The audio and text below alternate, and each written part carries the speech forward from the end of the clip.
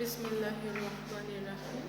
আসসালামু আলাইকুম দ্বাদশ শ্রেণীর শিক্ষার্থীবৃন্দ, আশা করি তোমরা সকলেই ভালো আছো। আজকে আমরা তোমাদের পাঠ্য পুস্তকের ফেব্রুয়ারি 1969 নামক কবিতাটি পড়াতে যাচ্ছি, যেটির কবি হচ্ছেন কবি শামসুর রহমান। তাহলে আমাদেরকে আজকে আমরা কি পড়তে যাচ্ছি? ফেব্রুয়ারি 1969 কবিতা। ফেব্রুয়ারি 1969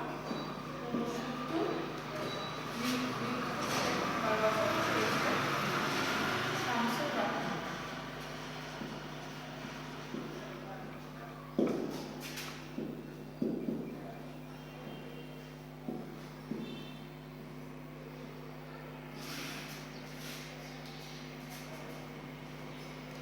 ফেব্রুয়ারি 1969 কবিতাটিতে ঢোকার পূর্বে আমরা জেনে নিব কবি শামসুর রহমানের কবি মানুষ বা কবি পরিচিতি সম্পর্কে।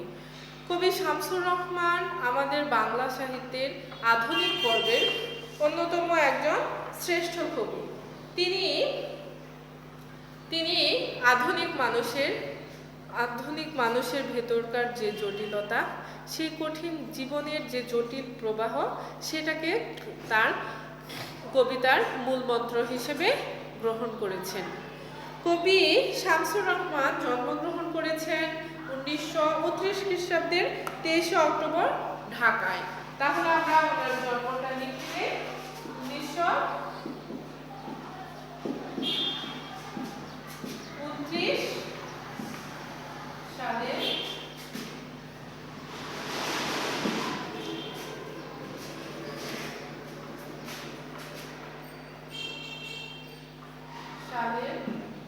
23 অক্টোবর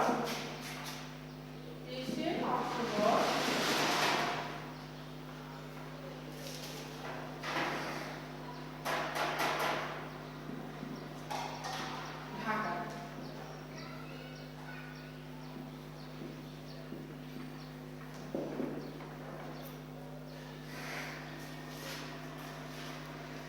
এরপর আমরা জানি যে তার পৈতৃক নিবাস ছিল নরসিংদীর পাড়াতলী গ্রামে। পৈতৃক নিবাস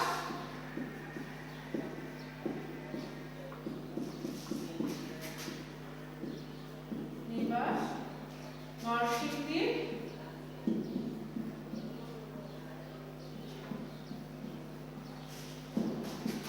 পাড়াতলী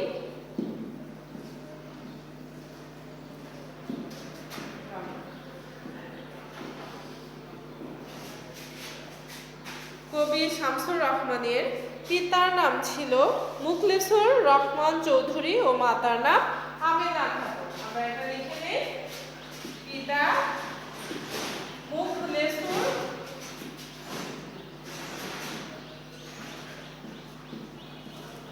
রহমান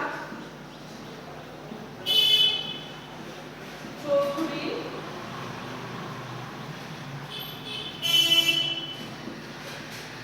এবং মাতা আমেনা খাতুন।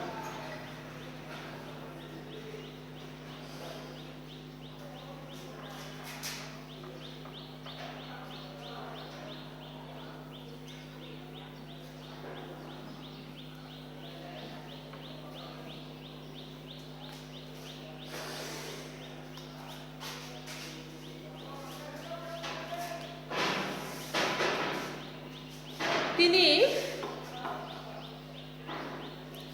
পড়াশোনা বা তার শিক্ষা জীবনের সমস্তটাই ঢাকায় সম্পূর্ণ করেছেন। দেখা যাচ্ছে ঢাকার পোগজ নামক স্কুল থেকে তিনি মাধ্যমিক পাশ করেন। উচ্চ মাধ্যমিক স্তর প্রেরণ ঢাকা কলেজ থেকে এবং ঢাকা বিশ্ববিদ্যালয় থেকে তিনি বিএ পাশ করেন। এছাড়াও তিনি 1957 খ্রিস্টাব্দে দৈনিক মর্নিং নিউজে সাংবাদিকতা করে সেখান থেকেই কর্মজীবনের শুরু করেন।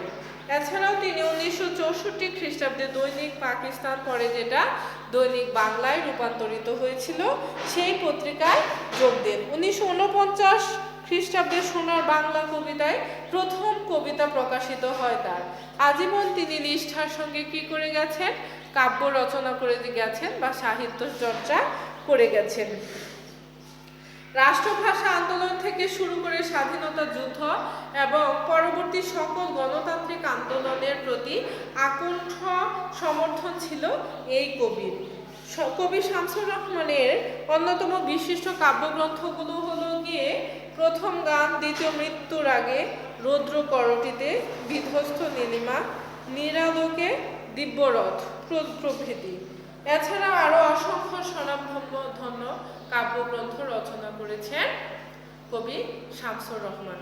সেগুলোর মধ্যে অন্যতম হচ্ছে নিজ বাঁধনে, বন্দি শিবির থেকে, ফিরিয়ে নাও, ঘাতক কাটা, উদ্ভট, উটের পিঠে চলছে স্বদেশ, বুক তার বাংলাদেশের হৃদয় ইত্যাদি। গল্প, উপন্যাস, শিশু সাহিত্য ও অনুবাদ কর্মেও তিনি উল্লেখযোগ্য অবদান রেখেছেন। তার প্রাপ্ত পুরস্কারগুলোর মধ্যে রয়েছে আদমজী পুরস্কার, বাংলা একাডেমি পুরস্কার, 21 পদক, স্বাধীনতা পুরস্কার প্রভৃতি। আচ্ছা, 2006 খ্রিস্টাব্দে এই বিশিষ্ট আধুনিক বাংলা সাহিত্যিক বা বাংলার অন্যতম শ্রেষ্ঠ কবি মৃত্যুবরণ করেন। তো সেই তারিখটা ছিল 17 আগস্ট। তাহলে আমরা মূল অন্যতম বিষয় হিসেবে লিখে দিচ্ছি তার কাব্যগ্রন্থগুলোর নাম, বিশিষ্ট কিছু কাব্যগ্রন্থের নাম, আর লিখছি তার মৃত্যু সংখ্যা। কাব্যগ্রন্থগুলোর মধ্যে অন্যতম হলো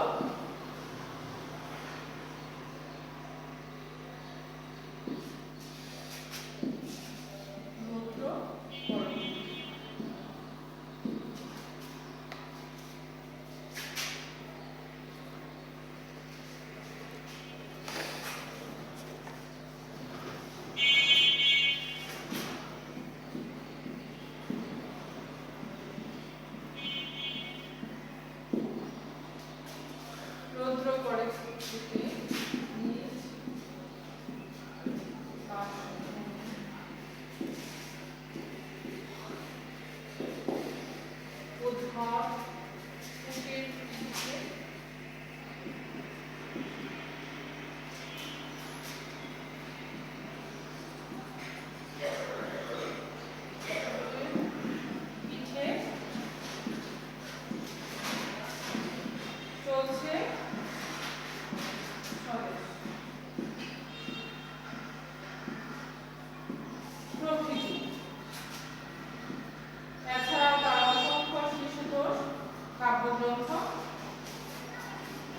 প্রভৃতি রয়েছে।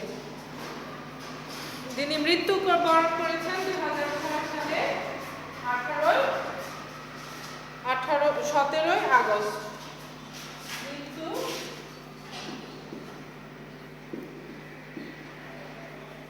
2006 সালের 17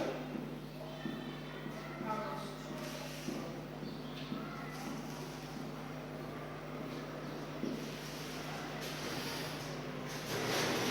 আমরা ফেব্রুয়ারি 1969 বিষয়বস্তুকে উপধাবন বা উপলব্ধিতে আনার জন্য বা বোধগম্য করার জন্য আমাদেরকে কি করতে হবে, যে শব্দার্থ ও টিকাগুলো প্রথমে একবার পড়ে নিতে হবে, যাতে ভিতরকার বিষয়বস্তুটা সহজেই বুঝতে পারে।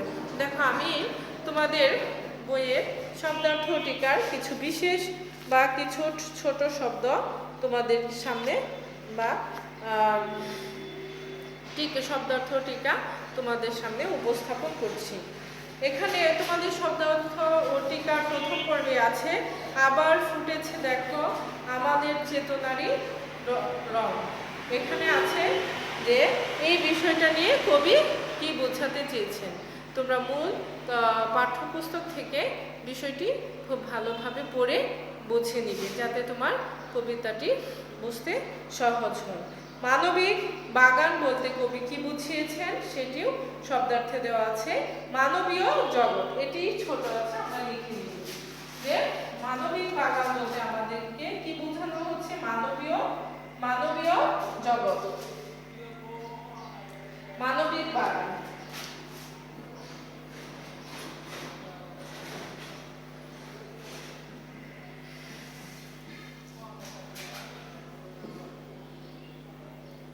মানবীয় জগৎ। আচ্ছা, এছাড়াও আছে কোমল বন, যার অর্থ পদ্মবন। কোমল বন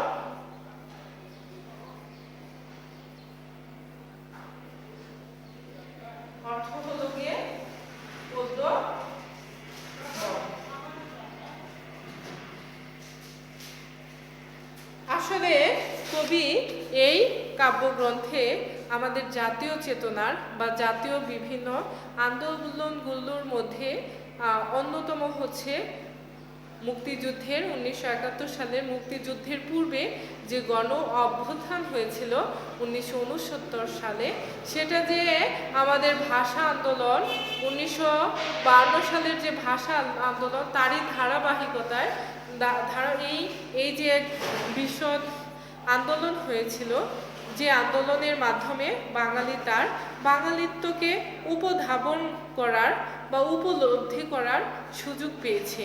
বাঙালি তখন আমি যে বাঙালি এই বিষয়টি বা আমি একজন জাতি, যে জাতি পৃথিবীর অন্য সকল জাতির সঙ্গে এই পৃথিবীতে মাথা উঁচু করে দাঁড়ানোর ক্ষমতা রাখে। আর সেই উপলব্ধিতে বাঙালি জাতি কি করেছিল, যে পরাধীনতা, আমরা যখন ব্রিটিশদের পরাধীনতার হাত থেকে আবার পুনরায় আরেকটি শোষক শ্রেণী পাকিস্তানের কাছে পরাধীন হয়ে গেলাম, সেখান থেকে মুক্তির পথ খুঁজে পেয়েছিল বাঙালি জাতি। সেই আন্দোলন গণ অভ্যুত্থান যে সমস্ত বাঙালির সমস্ত বাংলাদেশের আনাচে কানাচে এই জাতীয়তাবোধের যে চেতনাটি সেটি ছড়িয়ে পড়েছিল। তার অন্যতম কি বলা যায়, বহিঃপ্রকাশ বলা যায় এই 1969 সালে গণ অভ্যুত্থানকে। এই গণ অভ্যুত্থানের মূল বিষয়টুকুই কবি শামসুর রহমান তার কাব্যিক ভাষার মাধ্যমে কাব্যিক উপস্থাপনায় আমাদের সামনে উপস্থিত করেছেন ফেব্রুয়ারি 1969-এ। আচ্ছা, আমরা 2-3টি লাইন পড়ি যাতে আমরা বুঝবো যে আমাদের জাতীয়তাবোধকে কিভাবে কবি শামসুর রহমান আমাদের সামনে উপস্থিত করেছেন। আবার ফুটেছে দেখো কৃষ্ণচূড়া থরে থরে শহরের পথে কেমন নিবিড় হয়ে। আবার ফুটেছে দেখো কৃষ্ণচূড়া থরে থরে শহরের পথে কেমন নিবিড় হয়ে। তার মানে এখন যেই কৃষ্ণচূড়াটা শহরে বা কবি যেই সময়টাকে নির্দিষ্ট করে বলছেন যে এখন কৃষ্ণচূড়া আবারও ফুটেছে, এর মানে কি দাঁড়ায়? এর দ্বারা আমরা বুঝতে পারি যে এই কৃষ্ণচূড়া আজই শুধু ফোটেনি, এরও আগে কোনো এক সময় প্রয়োজনে ফুটেছিল। আর সেই ধারাবাহিকতায় আজও কৃষ্ণচূড়া পথের দাঁড়ে দাঁড়ে, পথের মোড়ে মোড়ে থরে থরে ফুটে আছে। আসলে এই যে রূপক উপস্থাপন, এই যে চিত্রকল্প, এর আড়ালে আছে আসলে আমাদের সেই জাতীয়তাবোধের, আমাদের জাতীয় আন্দোলনগুলোর এক প্রেক্ষাপট। বাঙালি জাতি ব্রিটিশের বিরুদ্ধে যুদ্ধ সেভাবে করেনি, কিন্তু মানসিক যুদ্ধ করে গেছে। যদিও সেভাবে বাঙালি নিজের জাতীয়তাবোধকে উপলব্ধিতে আনেনি,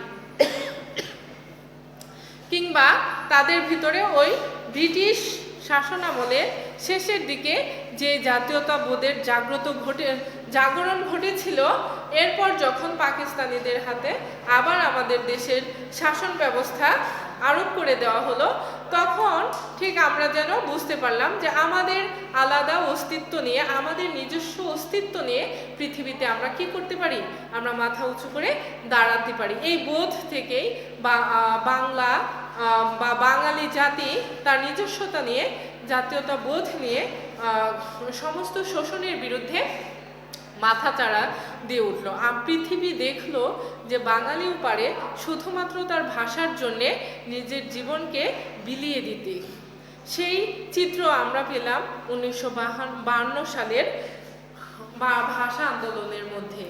সেখান থেকে আমরা বাঙালিরা শিখে গেলাম, আমরা বাঙালিরা হয়ে গেলাম বা জাতীয় চেতনায় নির্ভীক চিত্ত। আর তারই এক গণবিস্ফোরণ বা এক বিরাট আকারে বহিঃপ্রকাশ ঘটে গেল 1969 সালের গণ অভ্যুত্থানের মধ্য দিয়ে। এই কথাটি কবি চিত্রকল্পের মাধ্যমে এভাবে আমাদের সামনে উপস্থাপন করছেন। আবার ফুটেছে দেখো কৃষ্ণচূড়া থরে থরে শহরের পথে কেমন নিবিড় হয়ে। আমাদের সেই আন্দোলন, আমাদের সেই জাতীয়তাবোধ আবারও একত্রিত হয়ে জড়ো হয়ে এক বিশাল আকার ধারণ করে আমাদের ভিতরে আবারও কি হয়েছে, অনুষ্ঠিত হয়েছে, আবারও উপস্থিত হয়েছে। এই বিষয়টিকে কবি বোঝানোর জন্যে এই লাইনটিকে উপস্থাপন করেছেন। পুরো কবিতাটিতে জুড়েই কবি আমাদের বাঙালির জাতীয়তাবোধের সেই চেতনাকে বা সেই গণ অভ্যুত্থানের চিত্রটাকে আমাদের সামনে নানান উপাধ্যায় উপস্থাপন করে আমাদের সামনে নিয়ে এসেছেন। আচ্ছা, আমরা কবিতাটির বাকি অংশটুকু এর পরবর্তী ক্লাসে পড়ব। আজ এ পর্যন্তই। তোমরা ভালো থেকো এবং পড়াশোনার সঙ্গেই থেকে সব কিছু খুব ভালোভাবে উপলব্ধি করো।